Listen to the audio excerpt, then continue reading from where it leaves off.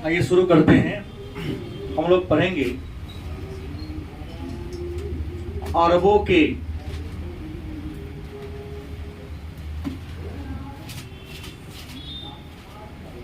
सिंध पर आक्रमण।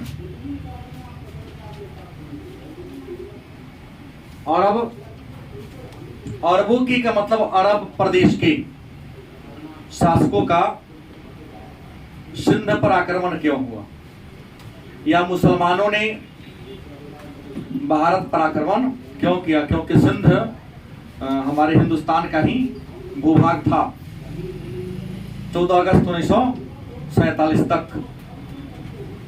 तो हम लोग पढ़े हैं कि प्राचीन भारत में मौर्य साम्राज्य ऐसा साम्राज्य था जिन्होंने संपूर्ण उत्तर भारत को एक राजनीतिक सूत्र में बांधने का काम किया था। मौर्य साम्राज्य के राजा अशोक, जिन्होंने कलिंग युद्ध के बाद अहिंसा की नीति अपना ली, भेरी घोष की नीति को त्याग दिया और धम्म घोष की नीति को अपना लिया। धर्म के मार्ग का अनुसरण करते हुए धर्म के आधार पर उन्होंने अपने साम्राज्य का क्या किया था? विस्तार किया था।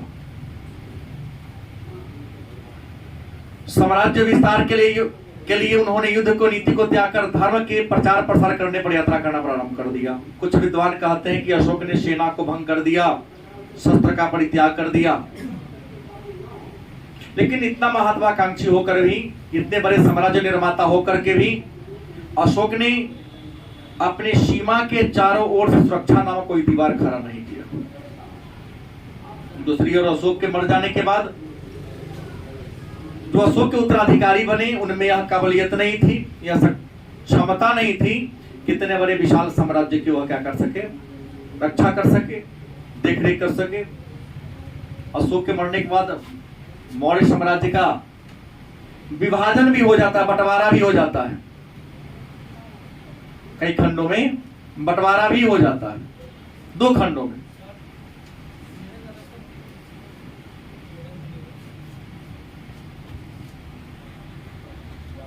तो मैंने कहा आपसे अशोक के मरने के बाद ये हो गया, छोटे छोटे शुंग कनव राज बने। परिणाम हुआ कुछ मौर्य साम्राज्य के पतन के बाद कुछ विदेशी सिलसिलेवार तरीके से इंडिया पर आक्रमण किया। लेकिन मौर्य साम्राज्य के पतन के बाद भारत के इतिहास में एक और साम्राज्य आया, नाम है गुप्त साम्राज्य। मौर्य साम्राज्य की तरह गुप्त साम्राज्य भी मौर्य साम्राज्य के पतन के बाद उत्तर भारत लड़खड़ा गया था। केंद्रीय शक्ति की कमजोरी का फायदा उठाकर जो छोटे छोटे जमीन राजवंश का उदय हो गया था, उन सारे को जीतकर पूरे मगध साम्राज्य में क्या कर लिया? मिला लिया, गुप्त वंश के काल में। लेकिन गुप्त वंश के पतन के बाद पुनः अनेक क्षेत्रीय छोटे छोटे राज्य की क्या हो गई? उदय हो गया। उत्तर भारत में ऐसी कोई केंद्रीय शक्ति गुप्त साम्राज्य के पतन के बाद न रहा जो क्या कर सके, संपूर्ण उत्तर भारत को एक सूत्र में क्या कर सके, बांध सके। गुप्त साम्राज्य के पतन के बाद ही मक्का के क्षेत्र में, आप इस बात को जानते हैं, मक्का के क्षेत्र में 570 ईस्वी में बद्दू जनजाति के कुरैशी कबीला में एक बालक का जन्म होता है। तो इतिहास में पैगंबर हजरत मोहम्मद साहब के नाम से विख्यात होते हैं। जन्म के उपरांत उनकी माताजी का देहांत हो गया था। दादा चाचा ने पालन पोषण किया।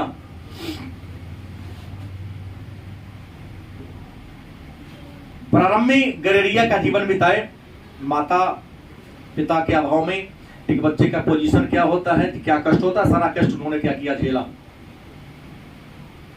परमात्मा की असीम कृपा थी। मक्का में ही देखा कि घर से उनका मोह माया टूट जाता है परेशानियों को देखकर। तो मक्का में ही एक हीरा की पहाड़ी थी। उस हीरा की पहाड़ी में हमेशा जब भी जीवन में बेचैनी होती, परेशानी होती, हीरा के पहाड़ी में जाकर बैठ जाते शांति के लिए कि चलो यहाँ कोई टोकने वाला नहीं है, हमें यहाँ दुनियादारी से कोई परेशान करने वाला नहीं है। उस हीरा की पहाड़ी के में ही विद्वान लिखते हैं अचानक खुदा के दूत जिब्राइल जिसको कहते हैं, उनको साक्षात्कारी दर्शन दिए।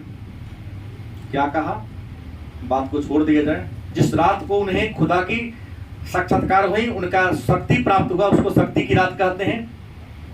और यह घटना उनके जीवन में 6 से 10 में घटी। 6 से 12 ईस्वी में मक्का में ही उन्होंने इस्लाम धर्म की स्थापना किया। हालांकि ऐसा नहीं कि इस्लाम धर्म की स्थापना मोहम्मद साहब ने किया, उससे पहले भी इस्लाम थे, मुसलमान थे।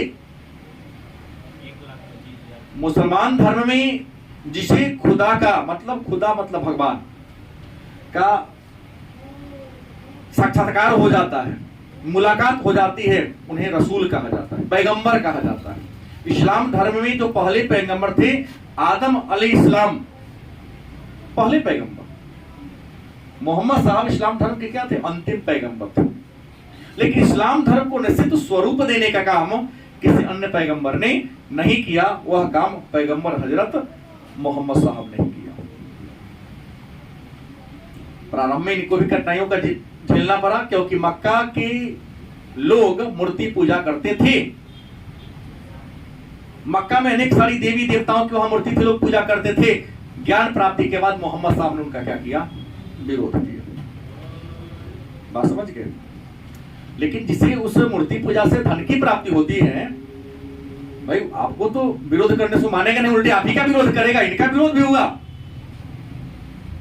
हालांकि मक्का के सबसे समृद्ध बिजनेसमैन खादीजा नामक महिला से इनका निकाह हुआ था, लेकिन इतना जबरदस्त विरोध हुआ कि इनको कुछ वर्षों के लिए मक्का से मदीना की ओर पलायन करना पड़ा। यह कहानी 6 से 22 ईस्वी की है। 6 से 22 ईस्वी की इस घटना को हिजर या हिजरत के नाम से जानते हैं। हिजरत का मतलब होता है पलायन कर जाना। मक्का से मदीना की ओर गए, मदीना में गए, इनके बहुत सारे समर्थक सहयोगी बन गए। मदीना में जो इनके सहयोगी बने उन्हें अंसार कहा गया। और कुछ मुसलमान जो मक्का से मोहम्मद साहब मस्जिद मदीना की ओर गए, उसे मुहाजिरीन कहा गया।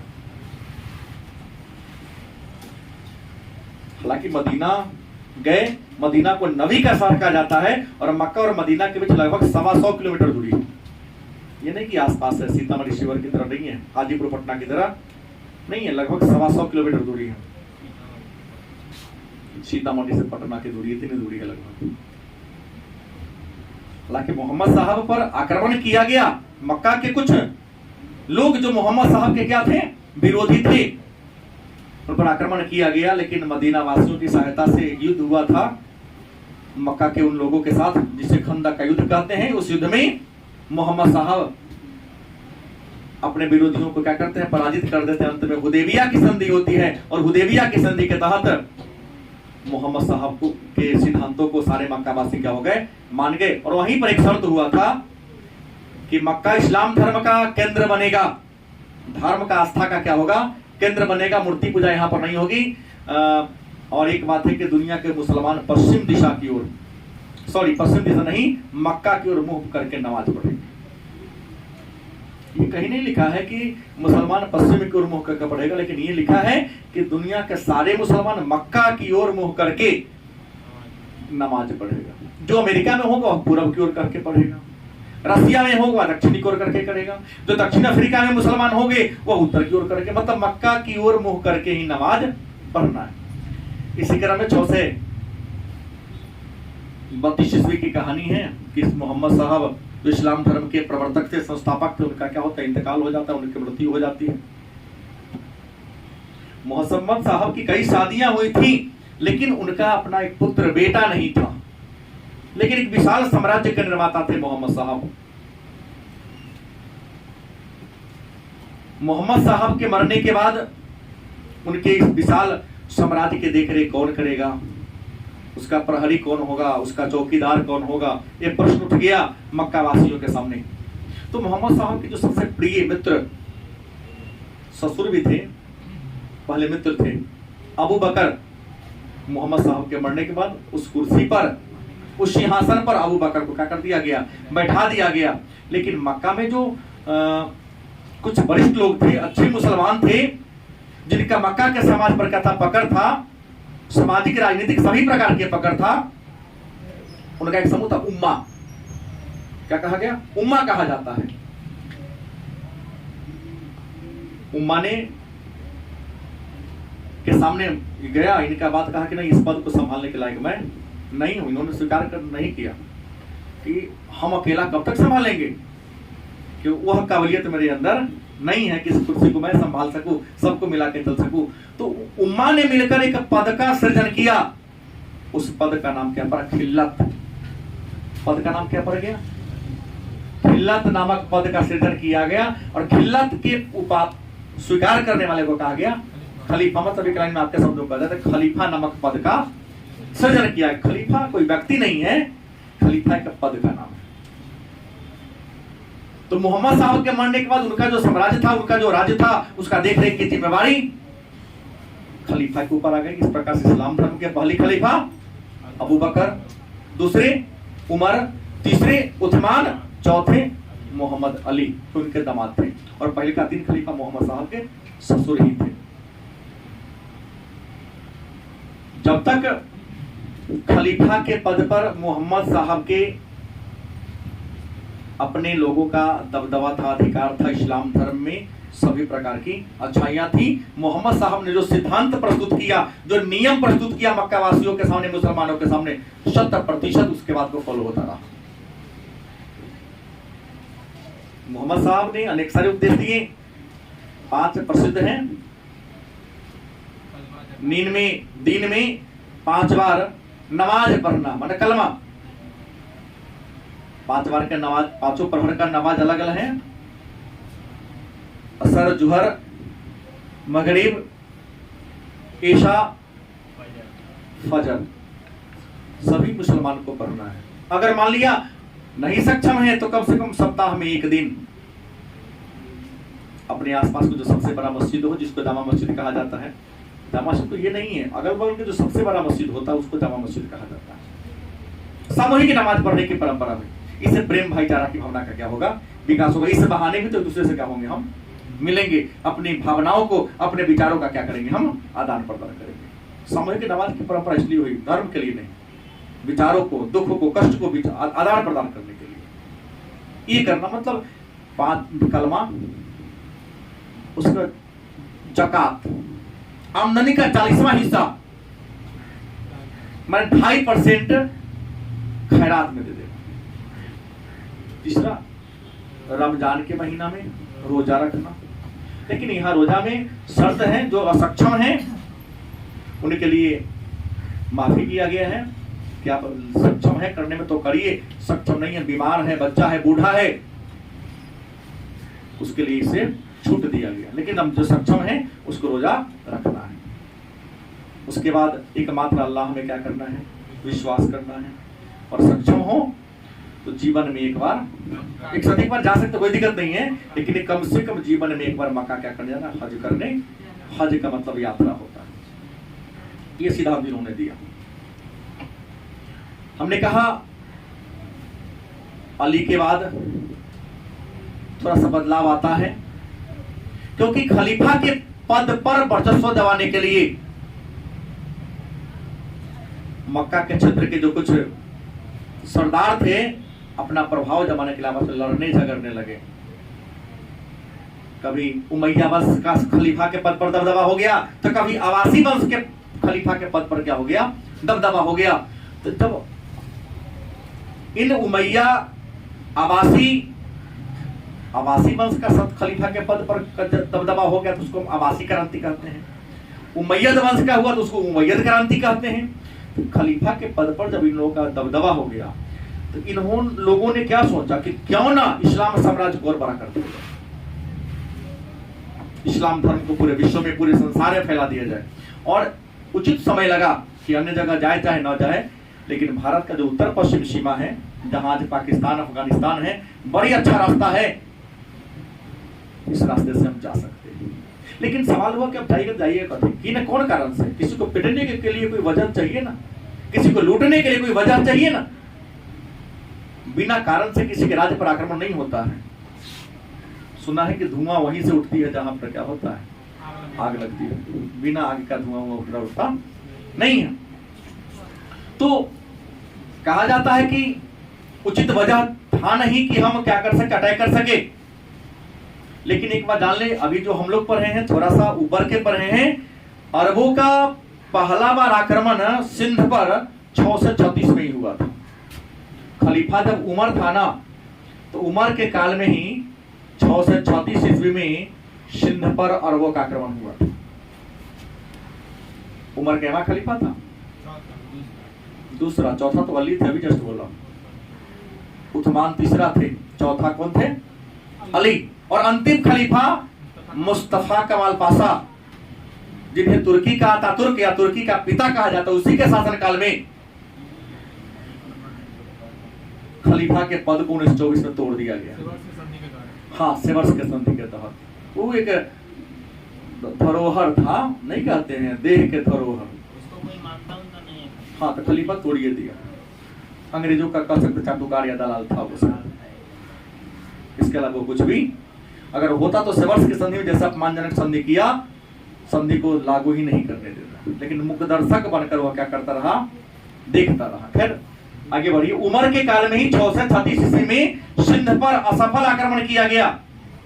हालांकि यह आक्रमण भारत के अरब सागर होते बंबई पर हुआ था, लेकिन सफलता क्या हुई? नहीं मिली, असफल रहा। इसके बाद और भी कई आक्रमणकारी, पहला आक्रमणकारी उमर के शासनकाल में ही हुआ था और आक्रमण में सफलता नहीं मिली। इसके बाद भी अलमुल्लाल, अब्दुल्ला, किसान बिल्लाल, रशीद उन बिलाल और सुधीर, ये सारे आक्रमणकारी सिंध पर आक्रमण करने का प्रयास किया, लेकिन सफलता नहीं मिल पा रही थी। कहा जाता है कि इब्न अल अरिहद, जिन्होंने मकराना क्षेत्र को जीता था, लेकिन कुछ दिन में ही इनको वापस जाना पड़ा, क्योंकि आक्रमण तो ये लोग कर रहे थे, लेकिन उचित नेतृत्व के अभाव में, और शायद उस समय तक हमारे उत्तर पश्चिम सीमा पर जो केंद्रीय शक्ति थी थोड़ा सा मजबूत था, इसलिए इनको सफलता नहीं मिल पा रही थी। तो शासकों ने सोचा कि भाई आक्रमण करें तो क्यों करें? अरबों के सिंध पर आक्रमण का कोई ना कोई कारण तो होगा। आक्रमण करने का एक रीजन इनका क्या था? तो आक्रमण के अनेक सारे कारण थे। अगर पहला कारण लेंगे तो हम राजनीतिक कारण लेंगे। अरबों के सिंध पर आक्रमण करने का पहला कारण क्या होगा? राजनीतिक कारण। राजनीतिक कारण क्या था? तो अरब का जो क्षेत्र था ना, वह पहले सुनियोजित था, लेकिन हमने कहा ना कि अली के मरने के बाद अनियोजित हो गया। और कश्मीर और सिंध में जो कुछ हिंदुशाही वंश था, ये हिंदुशाही वंश के राजा वहां तक हमला बोल दिया करते थे। उनकी एकता, खंडित राष्ट्रीयता के लोग फायदा उठा लेते थे, और अरब तक के कुछ भूभाग को ये लोग क्या कर लिया था? जीत लिया करता था। मेसोपोटामिया, सीरिया तक इस लोग कई बार अटैक कर दिया करते थे। तो इन खलीफाओं के मन में हुआ कि इन सबको मजबूत करके हम भी उधर की ओर जा सकते हैं, लेकिन उचित नेतृत्व यहां पर मिल नहीं रहा था। तो सिंध पर आक्रमण करने का एकमात्र उद्देश्य था राजनीतिक कारण, कि अपने इस्लाम के साम्राज्य का क्या करना? विस्तार करना। पहला उद्देश्य क्या था? इस्लाम साम्राज्य का विस्तार करना।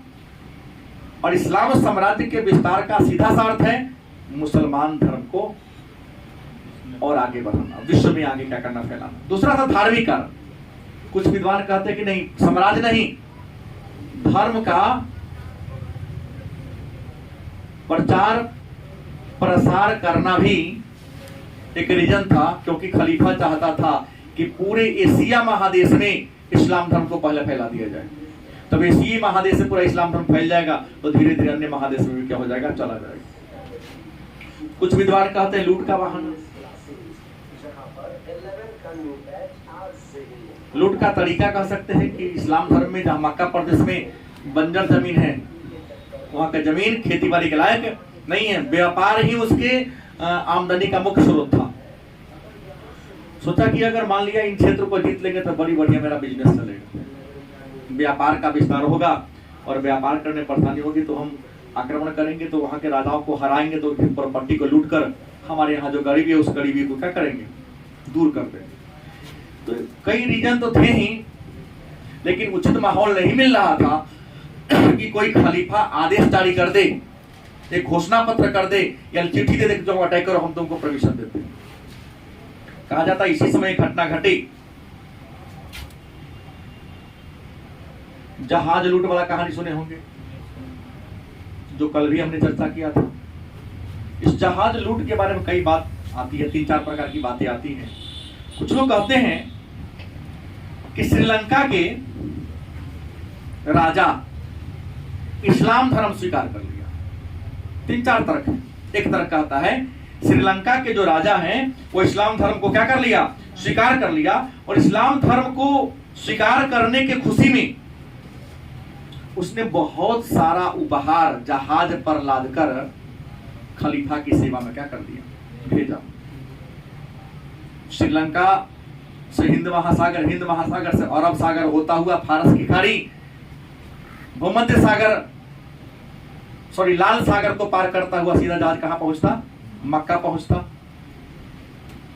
लेकिन बीच में ही समुद्री लुटेरा ने, समुद्री डाकुओं ने उसके जहाज को क्या कर लिया, लूट लिया। समुद्री डाकुओं ने क्या कर लिया, उसके जहाज को लूट लिया। इस बात की जानकारी इस बात की जानकारी खलीफा को मिली।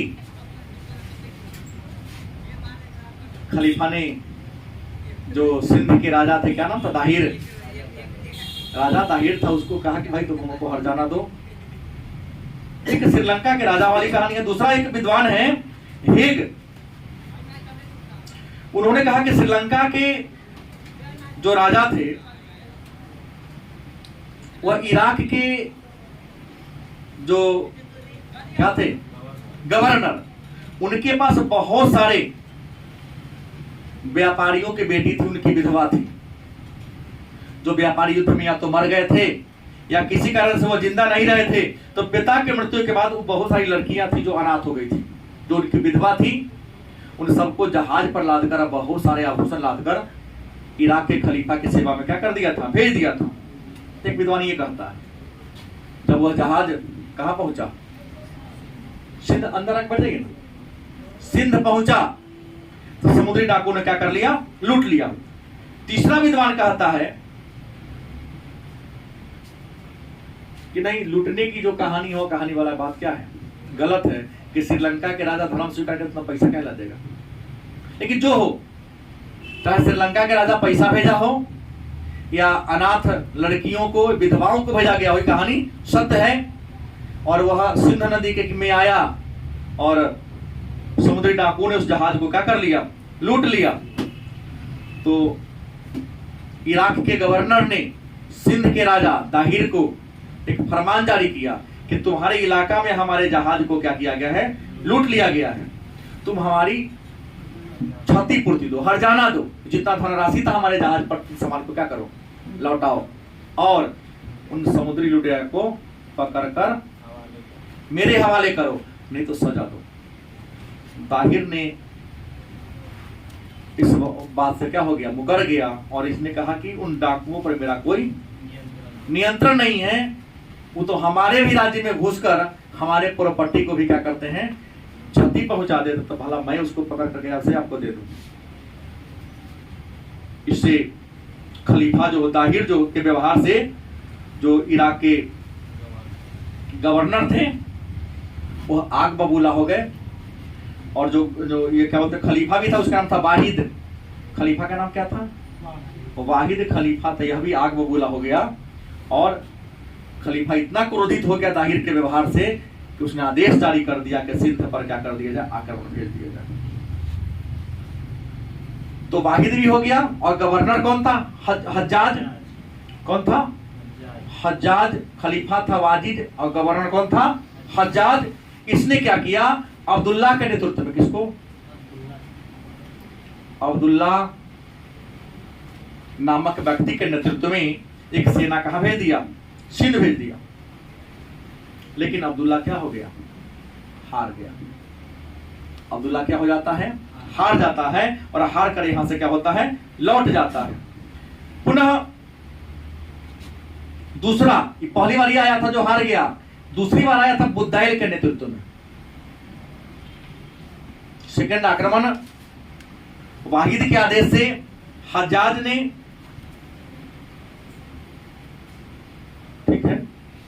हज्जाज बुदैल को भेजा, और बुदैल भी आया तो सिंध पर आक्रमण किया, लेकिन बुदैल युद्ध में क्या हो गया? मारा गया। पहला कौन आया था? अब्दुल्ला आया था, जो लड़ाई में हार होकर लौट गया। दूसरा बुदैल आया, लड़ते लड़ते वीर गति को क्या हो गया? प्राप्त हो गया।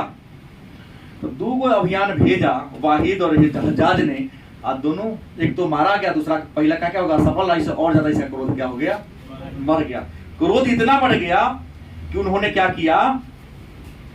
हजार का सब काम चले वाला नहीं है, तो अपना भतीजा कहिए तब, या दामाद कहिए, भतीजा भी था और इसका दामाद भी था हज्जाज का, जिसका नाम आपने सुना होगा मोहम्मद बिन कासिम। इसी का भतीजा या दामाद था मोहम्मद बिन कासिम। मात्र 17 साल का नौजवान था, लेकिन युद्ध नीति, राजनीति, कूटनीति इसके अंदर कूट कूट कर भरी थी। 6000 घुड़सवार, 6000 ऊंट, सिर्फ 6000 नहीं, सेना जो 6000 विद्वान लिखते हैं कि इनकी सेना में 6000 सीरियन अश्वारोही, सीरिया के घुड़सवार, 6000 ऊंट और 3000 और भी अतिरिक्त ऊंट जो सामान ढोएगा। क्योंकि सेना चलेगा तो उसके लिए राहत पानी होना चाहिए ना, राशन पानी होना चाहिए ना, बिना उसे काम चलेगा? नहीं चलेगा। तो ऊंट को सामान ढोने के लिए अटैक किया। मात्र कितना उम्र था? 17 साल का था। साहसी था, कुशल सेना नायक था, एक जवान भी था, शक्तिशाली भी था। कुल अगर देखा जाए तो इनके पास 15,000 सेना था। सभी प्रकार के सेना को जोड़ लिया जाए तो लड़ने वाले दास्ता की संख्या कितनी थी? 15,000 के आसपास थी। इतना ही नहीं, 5 को पत्थर फेंकने वाला मशीन था इसके पास, जिसको तोप कहते हैं, पत्थर फेंकने वाला मशीन था। आया और सबसे पहले किसको जीत लिया? देवल को, क्योंकि देवल नामक बंदरगाह पर ही उस जहाज को लूटा गया था, और देवल भी दाहिर के ही क्या था? नियंत्रण में था। कहा जाता देवल ये पहुंचा कब? 712 में। कब पहुंचा? देवल को जीता, मतलब अरबों ने सिंध को पहली बार कब जीता? 712 में जीत लिया। और देवल से मात्र लगभग 150 किलोमीटर के दूर पर, 150 किलोमीटर के दूर पर राजा दाहिर की क्या थी? राजधानी थी। दाहिर की क्या थी? राजधानी। दाहू अपने रहता था, इसका राज तो खैर बड़ा था। इसकी राजधानी कितना पर थी? 100। राजधानी कहां था इसका? सिंध था। हम मंसूरा बगल छोटा सा जगह का नाम है, लेकिन रियल तो सिंध का आएगा ना। उसके बगल में इसका जहां घर था मंसूरा नाम की जगह में था। अब राजा तो था, लेकिन आज तक इन्होंने अपने राजधानी को सुरक्षा करने के लिए कोई प्रयास ही नहीं किया था। बड़ी आसानी से राज करता था। अपने यहां था, इसकी एक और पत्नी थी रानी पार्वती, जो रावर में रहकर राज करती थी। एक और इसकी पत्नी थी लाउडी, जो एक अलग राज्य ब्राह्मणवाद पर राज करती। ब्राह्मणवादी का राज्य था, इसका क्षेत्र था। तीनों को, हाँ, ब्राह्मणवाद। तो ब्राह्मणवाद पर इसकी छोटी पत्नी लाउडी, इसकी 2 बेटी सूर्या देवी और परमला देवी दबदबा जमाई हुई थी। बड़ी जो पत्नी थी रानी माई उसका नाम था, जो रावर नामक क्षेत्र पर दबदबा जमाई हुई थी। और दाहिर अपने सिंध पर दबदबा जमाए था। अभी तक जो भी सामना किया था कमजोर से हुआ था। नाम सुनते ही कि देवल तो मेरा जीत लिया, कौन? मोहम्मद बिन कासिम। उसकी सेना पवन के वेग से बहुत तेजी गति से क्या हो रही है? आगे की ओर बढ़ रही है। राजधानी छोड़ के क्या हो गया? भाग गया। पूरी राजधानी छोड़ के ही क्या हो गया? भाग गया। बहुत सुनसान जगह पर चला गया। फिर कहा जाता पूरे सिंध को लूटपाट को जबरदस्त किया, और लूटपाट करने के बाद, लूटपाट का मतलब 20% हिस्सा किसके सेवा में? वाहिद के सेवा में। सुंदर लड़कियां और महिला को इन दोनों के सामने भेज दिया, और 80% जो लूट का संपत्ति था अपने सैनिकों में क्या कर दिया? बांट दिया। नियम होता है, लूट के संपत्ति को खुम्स कहा जाता है। जजिया, जाकात, खुम्स और खराज, इस्लाम धर्म का यही तारक नियम चक्कर है। और इसको फॉलो किया था फिरोज शाह तुगलक ने, क्योंकि इस्लाम धर्म में 24 प्रकार के कर होते, उसको खत्म करके फिरोज शाह तुगलक ने जजिया, जाकात, खुम्स और खराज, तो लूट किस युद्ध में लूटी गई संपत्ति को क्या कहते हैं? खुम्स कहते हैं। 80% नियम ही उसका था कि सेनाओं में बांट देना है, क्योंकि सेना के पास जो बांटोगे तो उसका मनोबल क्या होगा? बढ़ेगा, और मनोबल बढ़ेगा तब नहीं ईमानदारी से लड़ेगा। यहां भेज दिया। कहा जाता है कि 87 वर्ष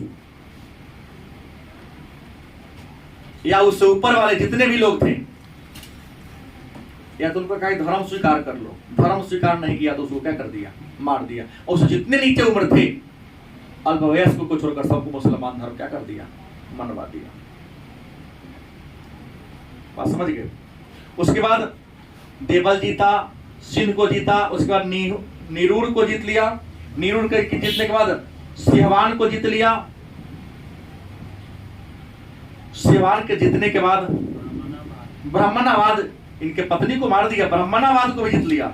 इनकी 2 पुत्री सूर्या देवी और परमला देवी, और पत्नी जो रानी लौड़ी थी उसको भी हरा करके रावण को जीत लिया, ब्राह्मणाबाद को जीत लिया। ब्राह्मणाबाद को फिर वापस भी कर दिया, बाद में वापस किया। ब्राह्मणाबाद पहले वापस नहीं किया, बाद में, लेकिन सबको जीत लिया। और इनकी दोनों बेटी को भी, पंडित जी सब रिक्वेस्ट पे वापस किया। इनकी दोनों बेटी को और पत्नी को भी कहा भेज दिया? किसके दरबार में? वाहिद के दरबार में, उनके समय भेज दिया। लेकिन यही इनकी सबसे बड़ी किसकी भूल थी? मोहम्मद बिन कासिम की भूल थी। सबको जीत लिया। अंत में दाहिर के साथ लड़ाई हुआ। दाहिर के साथ लड़ाई हुआ था, इसमें मोटा मोटी 50,000 लोगों की इसने हत्या किया था। बड़ी वीरता से दाहिर भी की शरणागति को प्राप्त कर लिया, लेकिन माफ किया, बाद में उसकी हत्या कर दिया। अंत में दिन को दोनों पत्नी को, बेटी को इसके दरबार में भेजा। दाहिर बीवी की जो दोनों बेटी थी वो चाल चल गई। खलीफा के सेवा में जब उसकी दोनों बेटी को पेश किया गया, मतलब शादी करा देता उसको एक लाइन जमीन ना, तो जो खलीफा थे, जैसे मान लो कि हुआ, जब उसकी सेवा में गई तो उसने खलीफा के सामने कहा, हुजूर मैं आपके लायक अब नहीं रही, क्योंकि हम हमारे जो स्त्री का धन होता है उसको लूट कर तब हमको किसने भेजा है? पहले मैं क्या हो चुकी हूँ, मतलब हमारा यूज कर दिया गया है आपके सेनापति के द्वारा, फिर मेरे पास भेजा गया। इससे क्या हो गया? क्रोधित हो गया वाहिद, या जानते हुए भी कि हमारा प्रिय आदमी हज्जाज का ही दामाद है, भतीजा है। फिर उसे क्या किया गया? बुलाया गया, बंदी बना के उसको क्या किया गया? बुलाया गया। बंदी बुला करके बड़ी निर्दयता पूर्ण तरीका से वाहिद इसकी हत्या करे। कहा जाता है कि जो गन्ना पीने वाला मशीन नहीं होता है, उसे मशीन उसको करवा दिया। क्योंकि जैसे मान ले तू लड़की को भेजा तो पहले उसको टच किया हुआ क्या? सीधा पवित्र मेरे पास क्यों नहीं भेजा? जबकि कुछ किया हुआ नहीं था। बाद में इसकी जानकारी होगी तब तक क्या हो चुका था? मर चुका था। लेकिन इसके अलावे और भी कई सारे कारण थे, लेकिन ये कारण तो था, ये दोनों लड़की ने चाल चली झूठ बोल दी, और उसका झूठ ही मोहम्मद बिन कासिम के मृत्यु का क्या बना? कारण बना। इसी मोहम्मद बिन कासिम के साथ 8वीं सदी में अर्थात 712 ईस्वी में अरबों का सिंध पर क्या होता है? आक्रमण होता है, और भारत में इस्लाम धर्म का तेजी से प्रसार होना शुरू होता है। अब सवाल है कि मात्र आपने कहा 6,000 कुछ विद्वान लिखते हैं 15,000 सेना था, तो 15,000 सेना था, फिर भी मोहम्मद बिन कासिम क्या हो गया? जीत गया। आपके गांव में आकर बाहरी आपको हरा के चल जाता। इसके पीछे रीजन क्या था? कोई ना कोई ऐसा वजह रहा होगा जिस कारण सिंध के लोग क्या हो गए? जीत गए, और अरबवासी जो बाहरी थे हार गए। पीछे पहला कारण अगर कहेंगे तो लोगों का आपसी मतभेद। वहां जो भी छोटे बड़े राजा थे, उन राजाओं का आपस में मेल नहीं थी। सब एक दूसरे के विरुद्ध हमेशा षड्यंत्र रचते रहते थे। हमेशा एक दूसरे पर आक्रमण करने का क्या करते थे? प्रयास करते थे। उसके बाद दूसरा कारण जनसाधारण, वहां के जो लोग थे ना उदासीन थे, क्योंकि दाहिर उतना फेमस लोकप्रिय राजा जनता के भलाई के लिए, जनता के कल्याण के लिए ऐसा कुछ काम ही नहीं किया था कि राजा पर विपत्ति आए तो आपको कोई साथ दे सके। गलत सही? जैसे सुनने में आया है कि हमारे बिहार के एक विधायक साहब हैं, व्यक्तिगत लाइफ में उनसे बड़ा दबंग टाइप के लोग हैं, लेकिन आज तक पुलिस उनको शायद नहीं पकड़ा। क्योंकि अपने क्षेत्र में गरीबों के हित के लिए बहुत काम करते हैं। नहीं, सुनने में आया, न्यूज के माध्यम से मैंने सुना, अपने पूरे घर के अगल बगल में ही बस्ती बनाती है, अपना निजी खर्चा से सब खाता पीता रहता वही जगह है। पुलिस पहुंचता तो वैसे पहले गेटे रोक लेता, पहले हमको पकड़ो फिर उनको पकड़ो। उनके एरिया में कोई कर्मचारी घूस भी नहीं लेता है। पहुंच गया, आया कि फल्ला जगह से आए हो, काम दनादन चलता है। सारे कर्मचारी स्टाफ समय से आते, समय से जाते हैं। ऐसा बदमाश तो ठीक है, तो गलत सही जो व्यवस्था को चुस्त दुरुस्त करके चल रहा है। तो मैंने कहा दूसरा जन साधारण क्या था? उदासीनता। तीसरा कारण था अर्थाभाव, कि सिंध वाला जो आक्रमण किया उसके पास पैसा का भाव था। कहा तो मरता क्या नहीं करता। लोगों के पास भी कमी थी, राजा के पास बहुत था। देखा लुटाएगा तो कुछ छट आएगा तो हम भी लोग भी लुट लेंगे। हम इसके अलावा अल्पसंख्यक सैनिक, अलग बात है कि 15,000 सेना था मोहम्मद बिन कासिम के साथ, लेकिन ताहिर के पास तो अभी संगठित सेना था ही नहीं। तो कभी सेना को संगठित करने पर कभी ध्यान दिया ही नहीं, सबको ले गया था। हारने का यह भी एक कारण था। उसके अलावा धार्मिक सहिष्णुता, अरब के लोग धार्मिक सहिष्णुता नहीं थे और ये लोग धार्मिक सहिष्णुता। हत्या काट मार में भरोसा, और उसने सीधा कहा तो धर्म स्वीकार नहीं करेगा तो सीधा कहेगा कत्ल कर देगा, किया। यह भी पराजय कारण बना। आज सबसे महत्वपूर्ण बात, अयोग्य शासक। क्या था? राजा क्या निकला? अयोग्य निकला। कौन राजा? ताहिर। तो ताहिर की अयोग्यता ही अरबों के सिंध पर विजय का क्या बना? अब सवाल आता है, तो मोहम्मद बिन कासिम के बाद क्या हुआ? तो मोहम्मद बिन कासिम के बाद की कहानी चर्चा कल होगी। क्योंकि इसलिए कल करेंगे क्योंकि मोहम्मद गजनवी से लेकर मोहम्मद गौरी तक एक बार लेकर चलना होगा, तो बीच में रुकावट होगी तो परेशानी होगी।